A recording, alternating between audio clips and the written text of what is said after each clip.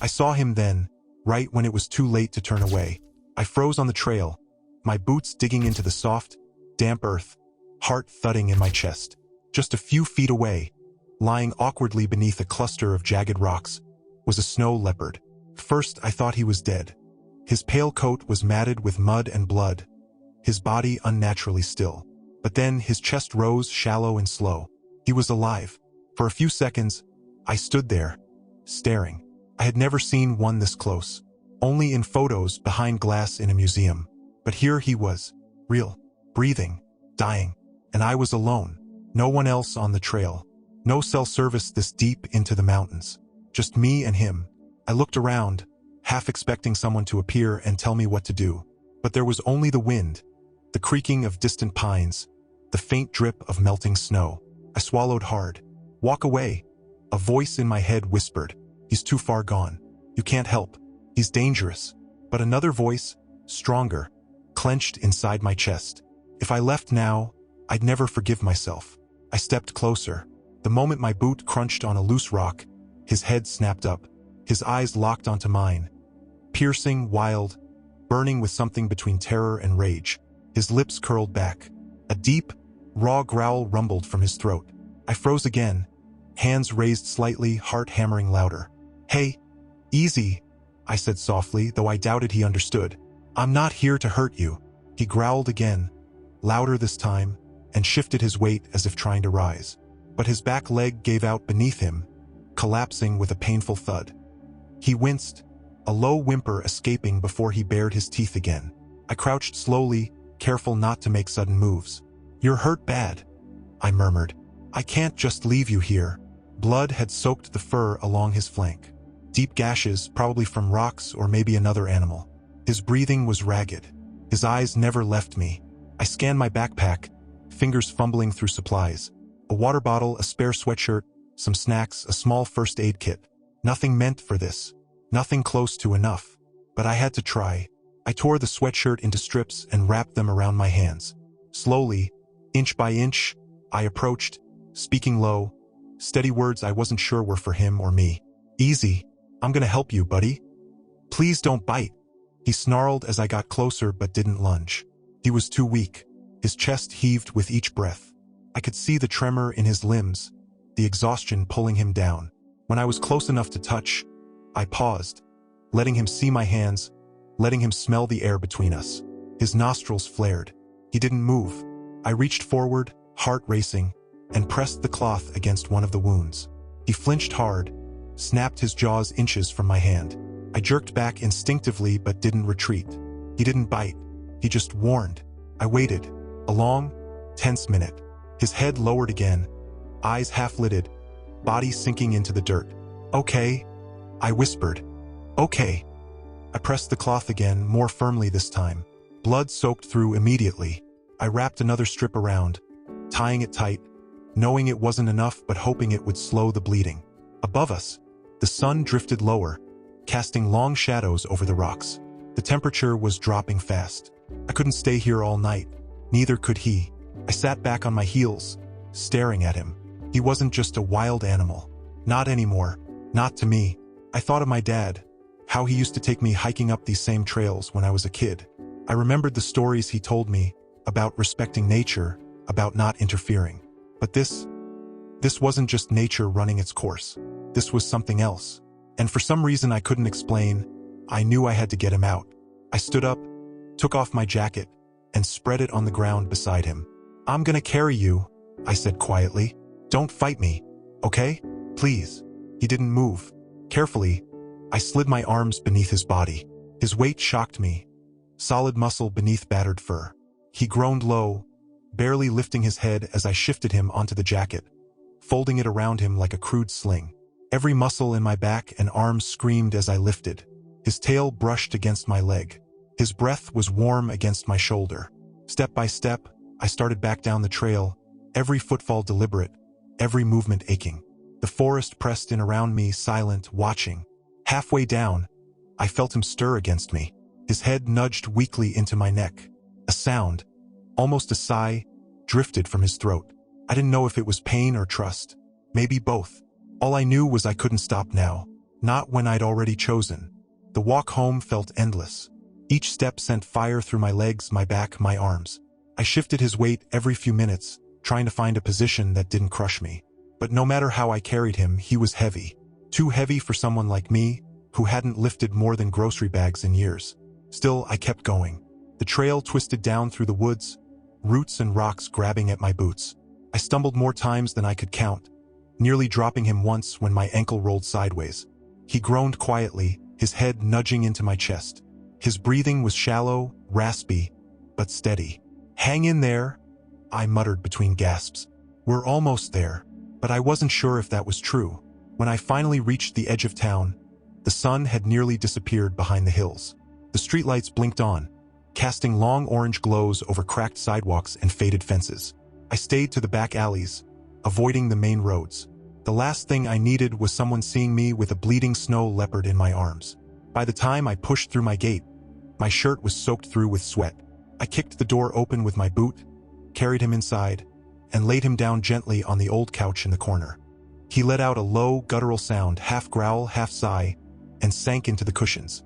I stood over him, panting, hands shaking. The living room looked even smaller with him in it. His body stretched across the couch, tail hanging off the edge, paws limp. Blood stained the fabric beneath him. "Damn it," I whispered, wiping my face. "What now?" I grabbed towels from the bathroom, pressed them against his wounds, swapped out the soaked sweatshirt strips for cleaner cloth. His breathing hitched when I pressed too hard. But he didn't fight. He was too tired. I pulled out my phone. No service. Figures. I opened my contact list, scrolled down to Mark's name. He'd been a vet tech for years, worked under a local veterinarian who mostly handled farm animals and the occasional stray dog. I hit call, praying he'd pick up. After 3 rings, his voice answered. "Yeah. Mark, it's me. I need your help. You okay? You sound like you ran a marathon." "I kinda did. Listen, I found an animal. It's bad. Bleeding bad." "What kind of animal?" I hesitated. "A snow leopard." Silence. "A what?" "I know how it sounds. Long story. He's hurt. I don't know what to do. I stopped the bleeding the best I could, but I don't have the right stuff." "Jesus, dude. You can't just keep a snow leopard in your house. That's illegal. Dangerous. You need to call wildlife rescue. They'll put him down, Mark, or ship him off somewhere. He won't survive the night if I wait. Please, just tell me what to do." I heard a sigh on the other end. Papers rustling. "Okay, listen. First, keep him warm. Shock's your enemy right now. Got any space heaters?" "Yeah. Get one near him, but not too close. You don't want to dry him out or overheat him." "Next, fluids. You got any electrolyte drinks? Pedialyte? Even watered-down Gatorade?" "Gatorade? Yeah. Good. Small amounts. Drip it between his teeth if he won't drink. Don't force it, and keep pressure on those wounds. If they start bleeding again, you'll need to tie something tighter. But don't cut off circulation." "Got it. And whatever you do, stay calm. If he wakes up confused and lashes out, back away. Give him space. You're dealing with a wild animal." I looked at the big cat, limp and silent on the couch. "Thanks, Mark. Call me if anything changes." I hung up and went to work. I dug out an old space heater from the garage, set it a few feet away, aimed the warm air toward him. I poured Gatorade into a bottle cap and tried to dribble it between his lips. He didn't move. I cleaned the blood from his fur the best I could, replaced the towels again, sat down beside the couch and watched his chest rise and fall. Each breath felt like a countdown. Outside, the wind picked up. Rain pattered against the window. Somewhere in the distance, a dog barked. I leaned back, exhausted, eyelids heavy. "Please don't die," I whispered. "Not after all this." Hours passed. I must have dozed off because I woke to a soft sound. Not loud, just enough. I opened my eyes.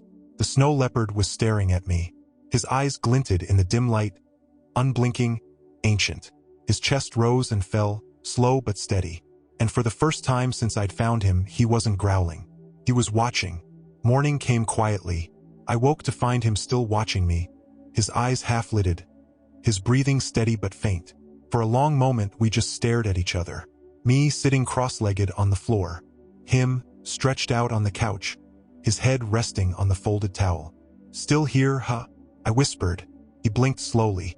I stood, stretching my aching limbs. My muscles burned from the night before.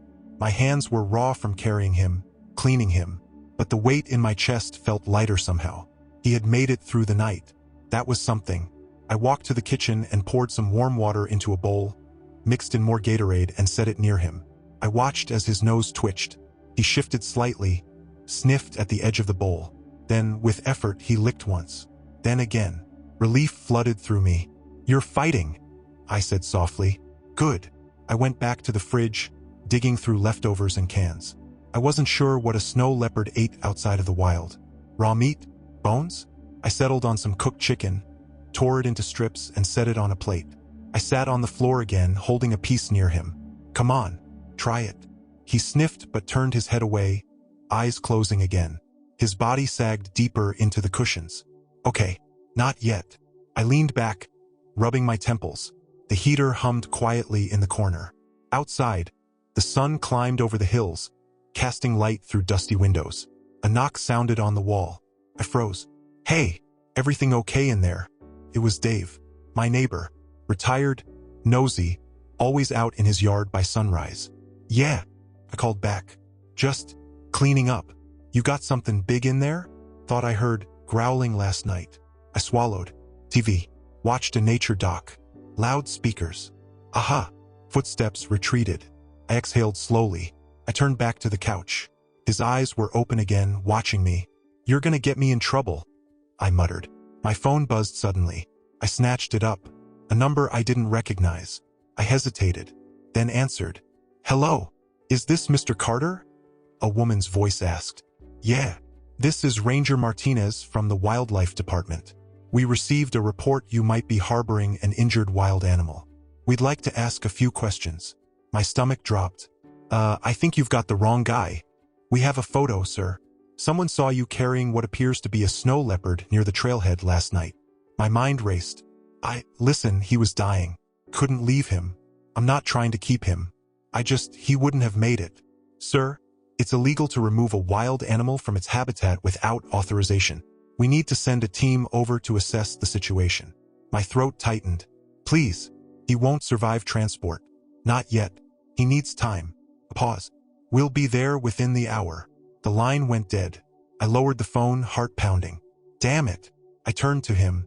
His gaze hadn't left me. "They're coming," I said quietly. "I don't know what they'll do to you." He lifted his head, weak but alert. "I won't let them take you," I whispered. "Not yet." I knelt beside him, reaching out my hand slowly. His ears twitched, his eyes narrowed. But this time he didn't pull away. I pressed my palm gently against his shoulder. His fur was coarse, warm under my skin. He didn't flinch. "Good boy," I murmured. Another knock, this time at the front door. Harder, louder. I jerked upright. "Wildlife Department.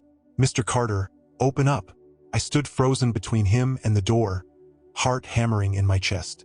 He was watching me again, waiting. They left 2 hours later.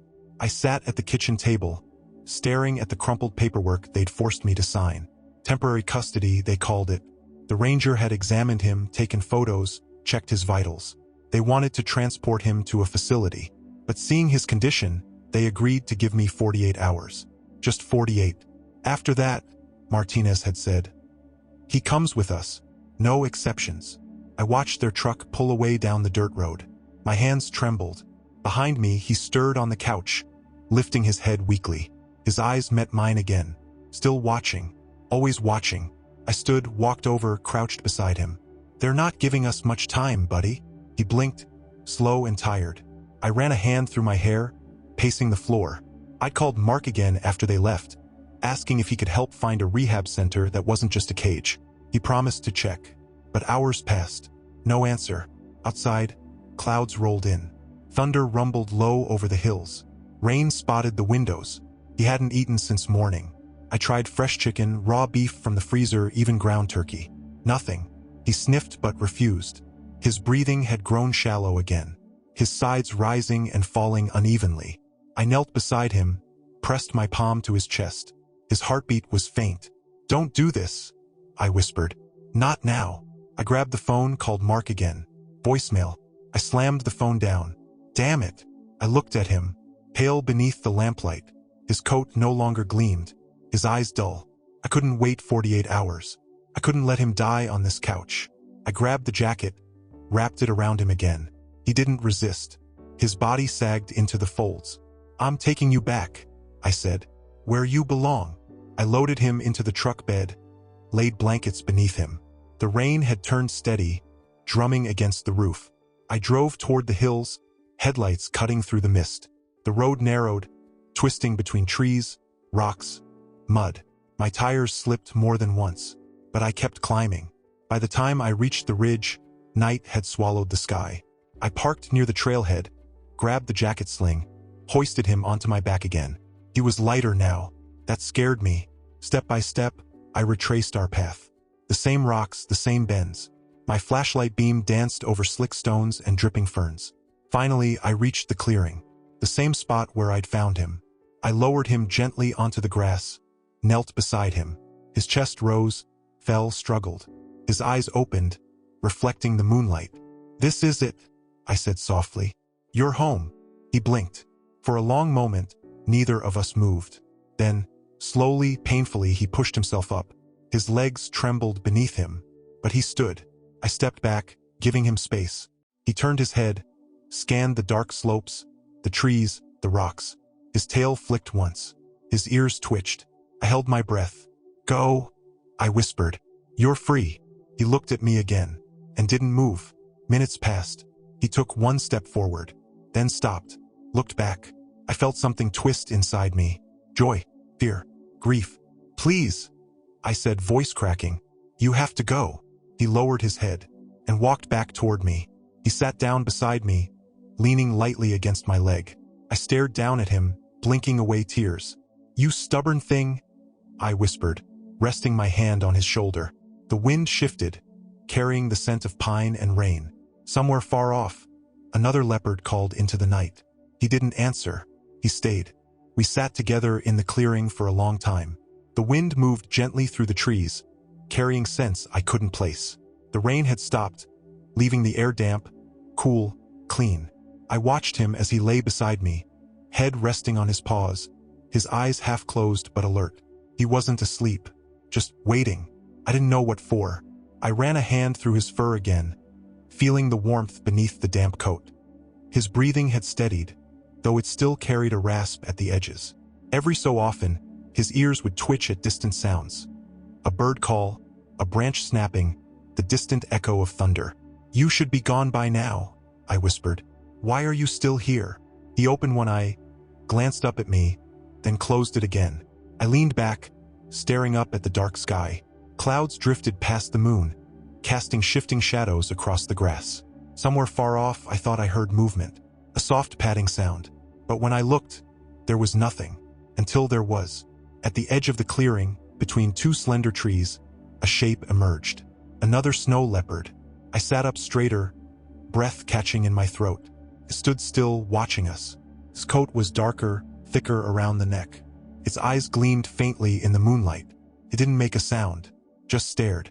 He lifted his head beside me, ears pricking forward. His muscles tensed beneath my hand. He stood, slowly, carefully, his gaze locked on the other. For a moment, neither moved. Then the other took a step forward. He took a step toward it, then stopped. He turned his head, looked back at me. His eyes held something I couldn't name, something deep, old, heavy. He looked at me the way he had that first night, and for the first time I realized it wasn't fear in his gaze. It wasn't anger. It was trust. "Go," I whispered again. "Go with them." The other leopard waited, still silent. He took another step toward it, then paused again, looked at me once more, and then, without a sound, he walked forward. Side by side, they disappeared into the trees. I watched until their shapes melted into the darkness, and then I was alone. I stayed there for a while, listening to the quiet, the soft rustle of leaves, the faint sigh of wind. The emptiness felt strange after everything, heavy yet light. Eventually, I stood. My legs felt stiff, my back aching. I turned, retraced my steps down the trail. The truck waited at the bottom, covered in dew. I drove home in silence. The house felt colder than I remembered. I left the door open behind me, walked to the kitchen, set my keys on the counter. Everything felt still. I turned toward the living room and stopped. Near the front door on the dusty floorboards was a single paw print. It was wet, clear, unmistakable. I stared at it, heart thudding. He had come back. Or maybe he never really left.